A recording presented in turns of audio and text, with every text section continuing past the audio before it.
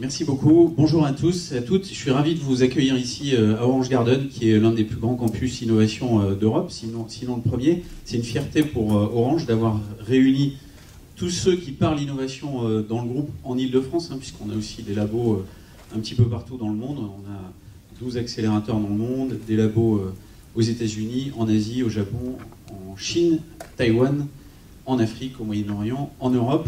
Et pourquoi on fait ça? C'est pas juste pour le fun, pour être exotique, c'est parce que pour observer les comportements clients là où ils changent, eh bien, il faut être présent sur le terrain. Et de la même manière que l'innovation, elle passe par une interaction, c'est le fameux Lean Startup, 50% de son temps à itérer avec les clients pour savoir si une bonne idée, dont les poubelles de l'histoire sont pleines de bonnes idées, est une fausse bonne idée qui n'atteindra jamais le marché, il n'y aura pas de scale-up là-dessus, ou si c'est un truc qui, en plus d'être une bonne idée, ou une idée moyenne, touche le marché parce que ça vient simplifier la vie des gens. Voilà, et c'est ça qu'on fait avec toute l'humilité qu'il faut avoir en matière d'innovation, parce que l'innovation, c'est massivement de l'échec pour quelques succès, et c'est pas les startups qui me contrediront là-dessus, parce que finalement, ceux qui prennent des risques dans cette salle, ça n'est pas vous, ça n'est pas moi, ce sont les startups qui vont pitcher ici, et c'est pour ça qu'on est là aujourd'hui, c'est pour ça qu'on fait tout ça, que Pascal, son équipe, toute l'équipe d'Orange travaille, c'est pour permettre à des startups d'être promues, de lever, d'avoir des clients, de tractionner sur le marché et de réussir. Et puis après, si en plus les politiques pouvaient faire en sorte qu'on ait un espace européen qui ne soit pas une somme de tout petits marchés, mais un truc où on peut scaler à l'échelle d'un continent, ce serait génial, mais bon, il ne faut pas trop demander non plus, et ça va peut-être venir avec la prochaine génération de politiques, mais c'est pas gagné. Moi, je ne vais pas vous embêter très longtemps, je veux juste vous montrer, pour ceux qui sont dans la salle et qui ne savent pas que l'on fait ça chez Orange, qu'est-ce qu'on fait. Pourquoi? Parce qu'ici, Orange Garden, on ne l'a pas juste inventé, ce lieu génial, c'est le Berkeley's Effect ici, c'est-à-dire qu'entre votre bureau et la cantine, vous résolvez plus de problèmes que les semaines précédentes, quand on était chacun dans nos tours d'ivoire en Ile-de-France différentes, parce que on se connecte, on se choque, on s'entrechoque, et on se rencontre. Et comme les hommes, c'est des êtres sociaux, eh ben, ils résolvent leurs problèmes quand ils se rencontrent. Et donc, qu'est-ce qu'on essaye de faire ici, en dehors de cohabiter? C'est d'inventer des nouvelles façons d'innover. Les nouvelles façons d'innover aujourd'hui, c'est l'open innovation. Ça, c'est un mot de valise qu'on aime bien dans la presse, un peu partout, parce que ça veut tout et rien dire. Mais c'est extrêmement précis en réalité. L'open innovation, c'est une innovation qu'on fait avec les autres. C'est-à-dire que si les chercheurs d'Orange cherchent pour eux-mêmes, aucun intérêt. Et pareil, si les gens qui sont dans mes équipes travaillent entre eux, bon, c'est sympathique, on aura sans doute du jus de cerveau de bonne qualité, mais comme on ne l'aura pas fait avec les autres, il y a peu de chances qu'il atteigne le marché encore une fois. Et donc ce qu'on va essayer de faire ici, c'est finalement un laboratoire pour co-innover de manière ouverte avec d'autres entreprises. Et c'est tout ce que je veux vous montrer dans les quelques planches que j'ai prévues à cet effet. Alors, la première chose que je veux dire, c'est qu'aujourd'hui, dans la même journée, et ça je le vis avec mes équipes tous les jours, et je pense que tout le monde finalement aujourd'hui dans le monde moderne le vit, c'est le matin, vous pouvez travailler avec un partenaire qui l'après-midi va se révéler un concurrent, mais ce sera la même entreprise, mais vous allez traiter deux sujets différents, ou un sujet sous deux angles différents. Et donc finalement, si vous commencez à vous demander si les gens avec qui vous bossez ou avec qui vous discutez sont vos concurrents ou vos partenaires, c'est beaucoup trop compliqué. C'est pour ça qu'il faut être assez transparent sur ce que vous voulez faire et accepter de bosser, y compris avec vos concurrents. Chez Orange, par exemple, Google est un concurrent le matin, mais ça peut être un partenaire stratégique l'après-midi. Pareil avec Facebook, avec Microsoft, et ainsi de suite. Avec des entreprises chinoises également. Et donc ça, au début c'est pénible, au début c'est perturbant, mais à la fin on se détend. C'est comme quand on a lancé Hello Startup. Premier jour, l'émission à la radio avec Soumier et à la télé, moi j'avais des appels, mais pourquoi tu fais la promo de boîtes qui sont concurrentes de nous? Je dis attendez, détendez-vous. Déjà, ce sont des petites sociétés, et puis on fait tellement de choses sur Orange, d'ailleurs je ne sais même pas moi répertorier tout ce qui est fait dans la boîte.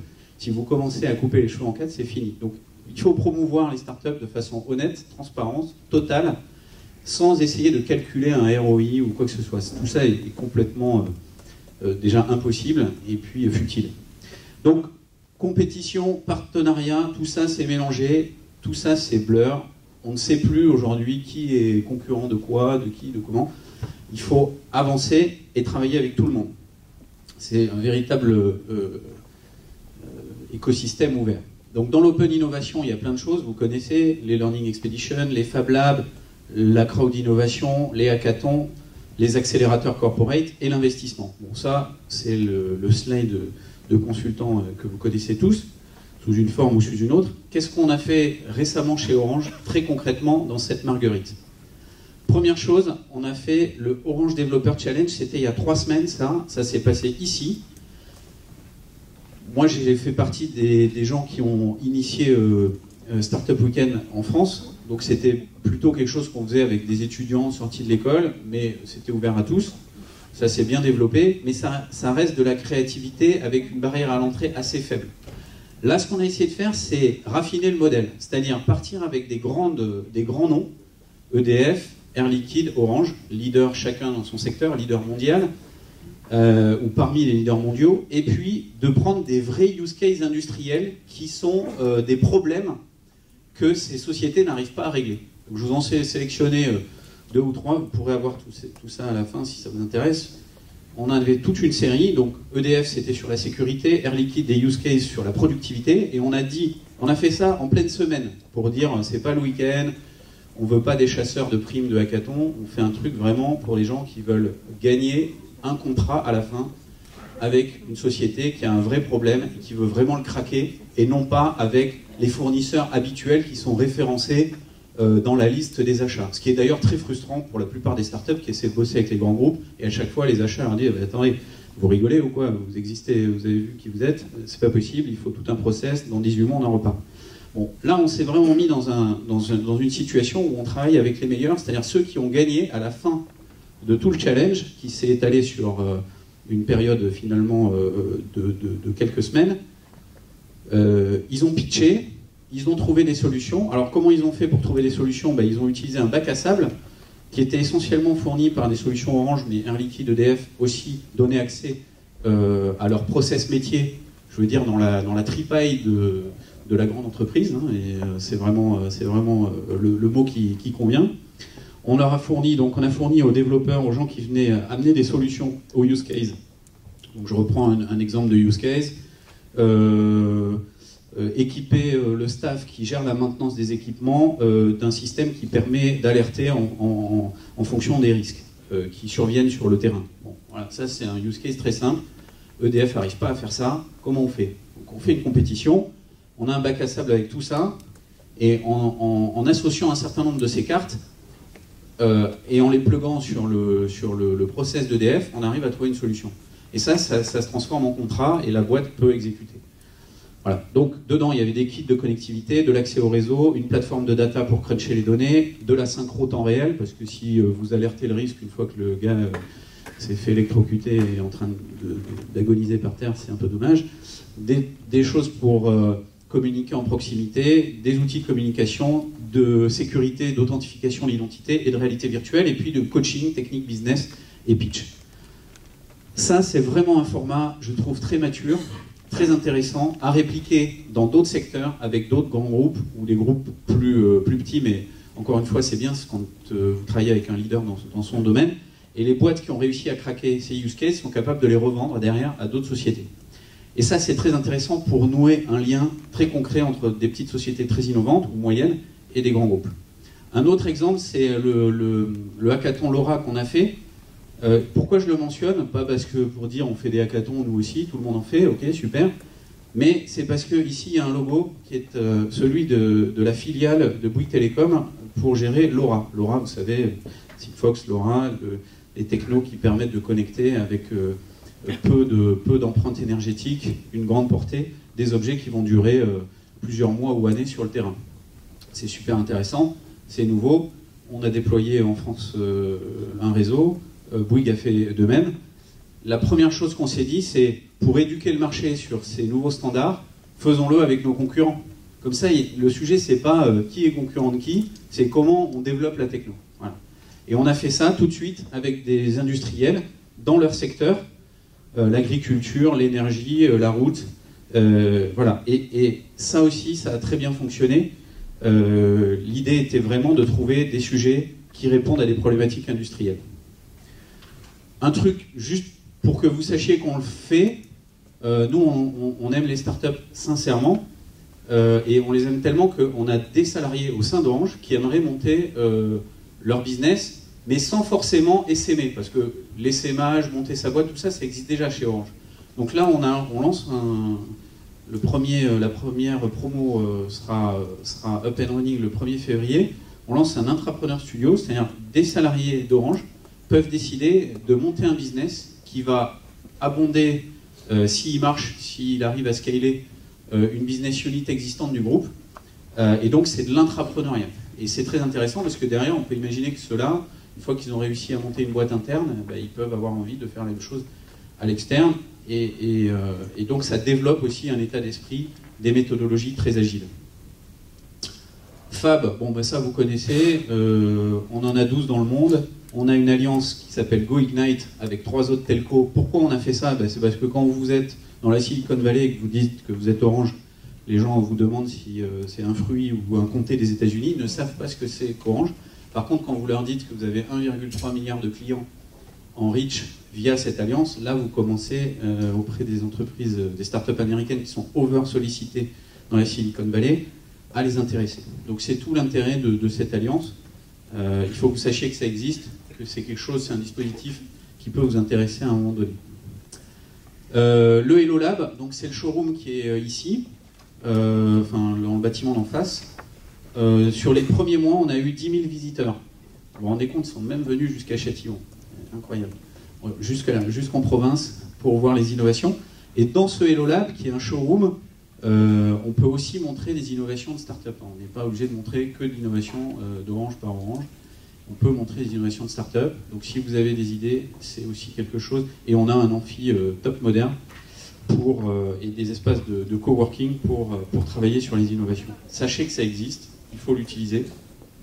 C'est un très bel outil. Un dernier truc, Nicolas Brie est au premier rang, c'est le papa de ça.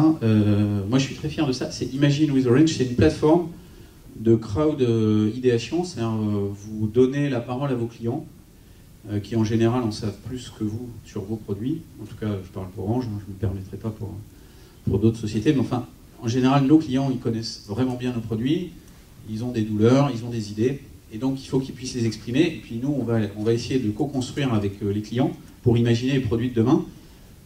Ça, on l'a fait à coût quasiment zéro.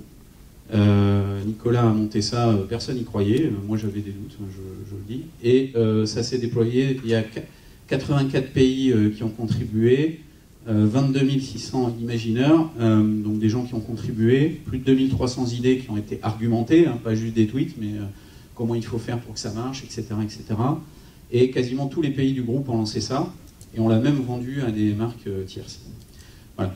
Et alors, donc ça, c'est quand même très réconfortant, parce que on se dit qu'à plusieurs, on est moins bête que tout seul, on est plus intelligent, il faut le dire positivement. On est plus intelligent à plusieurs. Les grands gourous, moi, tous ceux qui se réfèrent à Steve Jobs, moi, je trouve phénoménal ce que Steve Jobs a fait, mais c'est juste pas le bon exemple, parce que des Steve Jobs, il y en a qu'un. Mais la plupart des autres entreprises ne disposent pas de ce genre de personnalité. Et donc, une bonne manière de trouver quand même son chemin dans l'innovation, c'est de faire confiance dans la somme des intelligences plutôt que dans l'intelligence d'une personne. Voilà quelques exemples qui ont été faits avec Imagine with Orange, avec le ministère de l'Environnement, avec Salomon sur les sports connectés. C'est un carton, ça marche dans tous les pays, c'est comme Startup Weekend, vous l'installez, vous le démoulez, ça marche. Donc il y a un vrai besoin. Et puis il y a même des startups qui se créent, là c'est Ostabi. Alors c'est une boîte qui s'est montée sur un marché de niche, ou de ruche si j'ose dire, puisqu'ils connectent les ruches. Alors, bon, moi je ne le savais pas, mais on m'a expliqué que les ruches, une fois par an au moins, elles se divisent. C'est-à-dire qu'il y a la moitié des abeilles qui quittent la ruche pour fonder un essaim nouveau ailleurs. Et si à ce moment-là, l'apiculteur n'est pas au courant que la moitié de ces abeilles sont en train de partir, il perd 50% de son revenu. Donc ça vaut vraiment le coup. Et du coup, la solution connectée qu'utilise Laura, elle cartonne sur cette verticale. Ils ont gagné plein de prix avec ça, et ils sont en monopole sur leur sujet parce qu'ils ont été très innovants. Voilà, et du coup, on a gagné, grâce à Imagine avec Orange, un prix international du management d'innovation. Donc, bravo pour ça. Et Orange est même rentré, c'est une fierté parce que ça n'était jamais arrivé dans les 50 boîtes les plus innovantes du monde. C'est le BCG qui dit ça, le Boston Consulting Group. Alors vous allez dire, oui, c'est truqué, c'est un truc... Non, c'est-à-dire que j'ai regardé la méthodo, parce que je ne savais pas, moi, qu'on était ranké comme ça. Et donc la méthodo, c'est qu'ils demandent à l'industrie, citez-moi les entreprises les plus innovantes du monde, ils font ça à l'international et on ressort dans le top 50, donc c'est quand même une grande fierté. Et effectivement, l'année dernière, on a gagné 2 fois plus de trophées d'innovation que d'habitude. Donc il se passe des trucs, on se bouge, et cette énergie, c'est aussi beaucoup grâce aux startups qui viennent ici faire avec nous les choses. Pascal, est-ce que tu veux donner quelques éléments sur la promo, sur des exemples, sur les chiffres, avant qu'on passe à la suite? Donc pour ceux qui ne me connaissent pas, Pascal Latouche, je suis directeur de l'Orange Lab France. En quelques chiffres, là on vient de conclure la saison 5 de l'Orange Lab France, une dizaine de startups, quelques 5 à 6 partenariats commerciaux. Pourquoi ces quelques éléments, on va dire, de quantification? Tout simplement pour en dire quelque chose de très simple finalement. Dans cette salle, il y a des investisseurs, il y a des grands groupes, il y a des startups. Notre principal objectif dans l'après-midi, ça va être quoi? Ça va être finalement d'exposer un certain nombre de startups ayant des solutions extrêmement pertinentes, vues de nous, grands groupes, effectivement, entre nous. C'est-à-dire que des startups de l'Orange Fab vont exposer finalement à d'autres grands groupes. Et l'ensemble de nos startups vont exposer aux investisseurs. Je compte vraiment sur cet après-midi pour que ce soit finalement, je l'avais dit à Paula que je regarde en ce moment, une grande réunion de travail finalement. Une réunion de travail où finalement on va chercher à faire aboutir un certain nombre de partenariats, un certain nombre de deals commerciaux et éventuellement un certain nombre de promesses d'investissement. C'est tellement vrai que si on reprend l'histoire, par exemple, de l'Orange Fab France, qui, comme Luc vous l'a dit, fait partie d'un réseau de 12 Orange Fab dans le monde, aujourd'hui, finalement, 2 ans après, on aura signé plus d'une vingtaine de partenariats commerciaux. Donc c'est possible. Et pas seulement entre ces startups et des lignes de marché d'Orange, mais aussi entre ces startups et des lignes de marché de d'autres grands groupes, notamment via nos collègues de la DGC qui sont venus nombreux cet après-midi, je les en remercie, direction des grands comptes. Donc c'est une direction qui s'occupe en particulier, on va dire, d'un certain nombre de grands comptes. Donc tout ça pour dire quoi? Pour dire qu'on pourrait étaler un certain nombre de chiffres, en long, en large, en travers. Finalement, c'est de pouvoir dire, répondre à une question. Est-ce que l'alliance entre les grands groupes et les startups, c'est possible? La réponse est oui, on le sait. Maintenant qu'on le sait, moi je vous invite cet après-midi à transformer le tir avec les plus de 20 startups venues finalement à la fois de France au travers d'un certain nombre de grands groupes, mais aussi de l'international. Nous avons 2 startups de l'Orange Fab Israël, une startup de l'Orange Fab de Pologne qui nous ont rejoints cet après-midi, et que ces startups-là puissent avoir finalement la possibilité de dealer avec les grands groupes, la possibilité de trouver finalement auprès des investisseurs une attention non pas seulement bienveillante, les startups n'attendent pas de nous de la bienveillance uniquement, elles attendent de nous qu'on les accompagne, qu'on transforme nos discussions dans des faits. Dire qu'est-ce qu'on va faire et faire ce qu'on a dit qu'on allait faire. Et c'est un peu finalement à cette sauce-là qu'on arrive à arriver au bout de l'innovation selon moi. Voilà. Super, donc c'est dans la droite ligne de ce que j'ai montré sur les initiatives de challenge et de hackathon. Juste un mot sur le funding. Donc on a lancé, Pierre Louette, le secrétaire général d'Orange, début 2015, Orange Digital Venture. C'est 100 millions d'euros pour investir sur de la série A, ou juste avant, ou à la série A. Plutôt série A d'ailleurs, aujourd'hui. Et on est capable, avec Orange Digital Venture, de faire un truc qu'Orange n'a jamais su faire avant, c'est-à-dire investir jusqu'à 3 millions d'euros en 3 semaines. Je ne sais pas si vous réalisez ça, mais pour Orange, c'était juste un rêve d'arriver à faire ça. Je discutais encore hier soir avec d'autres grands groupes qui sont incapables de faire ça si vite. Et honnêtement, c'est très bien. Par exemple, je vous montre quelques exemples d'investissement. Je ne sais pas, les logos, on ne les voit pas très bien là, mais vous avez Veniam, Datami, Actility, Win, KissKissBankBank, Chain, AfriMarket, AfroStream et Wivia. Dans Actility, qui est pressenti pour être une future licorne française, en B2B, on a investi en 15 jours. Et je le sais puisque ça a été poussé par un collègue et moi-même. Et moi-même, je n'ai pas cru que c'était possible, on l'a fait. Voilà, donc c'est ce genre d'agilité qui est possible maintenant dans un groupe comme le nôtre, et c'est quand même réconfortant, quoi. Donc, on sait qu'on a des défauts, mais on essaie de se soigner, et le fait que vous soyez là fait partie d'une bouffée d'oxygène pour nous qui montre qu'on progresse, et on va se donner l'après-midi pour essayer de transformer et d'améliorer encore le ratio de réussite pour les startups que l'on a choisi de booster et de supporter. Voilà. Merci pour votre attention, et puis je pense qu'on va pouvoir rentrer dans le vif du sujet, parce que c'est quand même ça le plus intéressant. Merci à vous.